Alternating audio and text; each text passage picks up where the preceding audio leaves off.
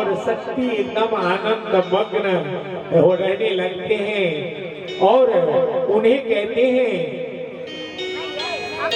माता पार्वती कहती है शिव से, अब हमारे पुत्र का विवाह कर देना चाहिए।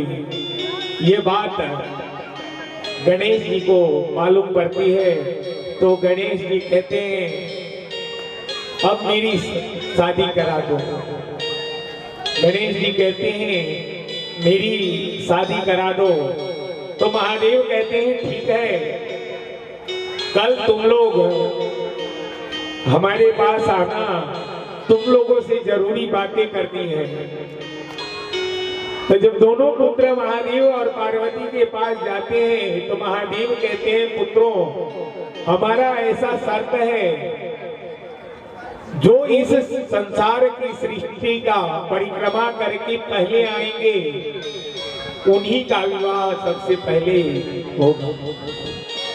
तो ऐसी बात जैसे ही कार्तिक सुनते हैं वैसे ही अपने मोर पर सवार हो जाते हैं और फुर से वहां से उड़ जाते हैं। और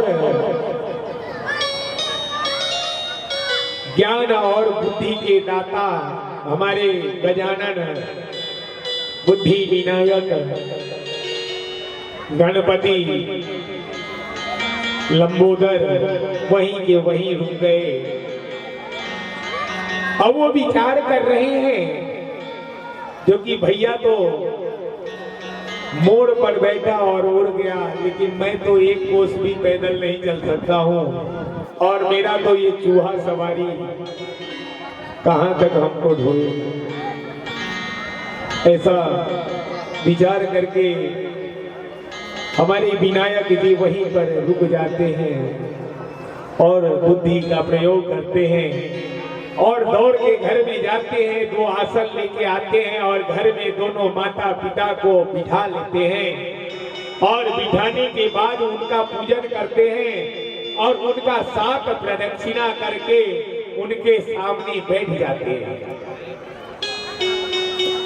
जब प्रदक्षिणा करके बैठ जाते हैं गजानन और उसके बाद अपने पिताश्री से कहते हैं, महादेव से कहते हैं, अब तो मेरी शादी करा दो।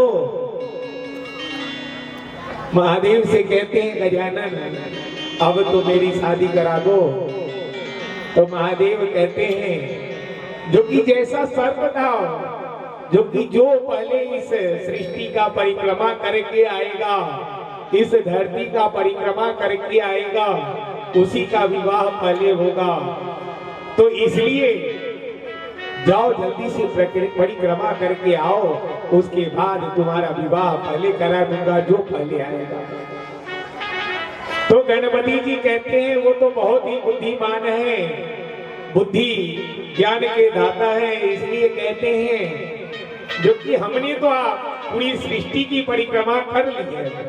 तो महादेव कहते हैं, कर ली, कब कर ली है और कैसे कर ली है वो हमें बताओ। तो कहते हैं, गजानन कहते हैं, जो कि हमने आपकी परिक्रमा 7 बार की है, इसलिए सारे सृष्टि की परिक्रमा हो गई है। यदि आप इसको नहीं मानते हो तो कह दो, जो कि सारा शास्त्र झूठा है, सारा ग्रंथ झूठा है, जो आप बताए हैं वो सब झूठा है। माता पिता से बढ़कर कुछ नहीं है, ये सब झूठा है, ये ऐसा बता दो तो मैं इस चीज को झूठा मान लो।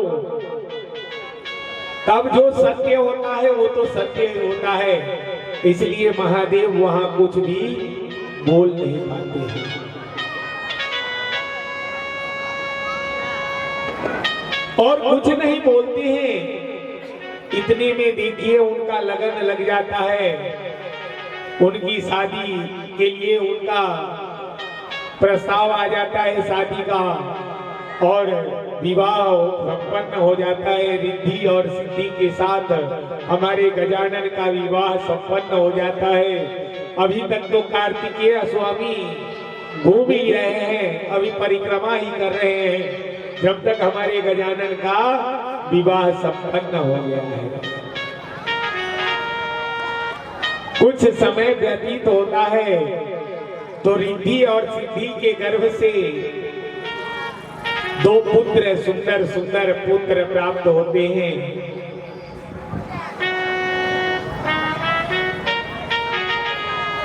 अब कुछ समय व्यतीत होने के बाद हमारे कार्तिकेय स्वामी आते हैं, भ्रमण करके, परिक्रमा करके जब आते हैं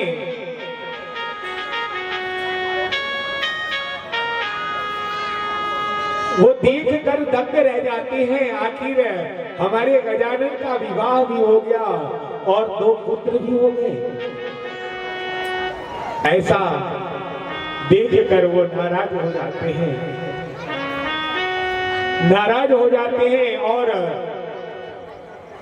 वो वहां से नाराज होकर प्रतिज्ञा लेते हैं और शैल पर्वत पर चले जाते हैं।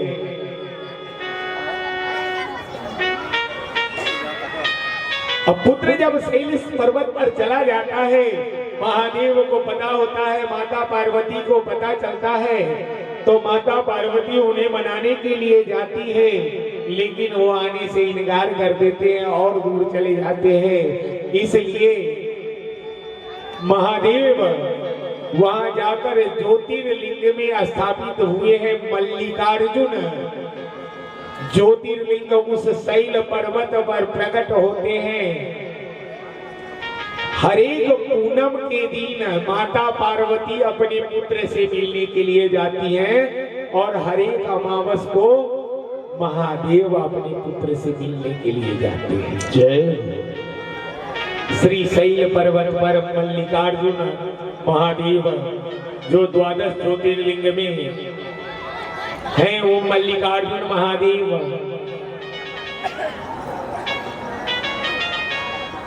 का दर्शन करने से पुत्र प्रेम बढ़ता है। जो मल्लिकार्जुन महादेव के दर्शन करते हैं उनकी हर एक मनोकामना सिद्ध होती है और उनसे पुत्र प्रेम बढ़ता है, पुत्र प्रेम की प्राप्ति होती है।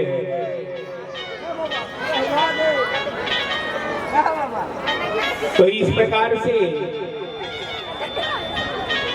फिर वहां सब रहने लगते हैं।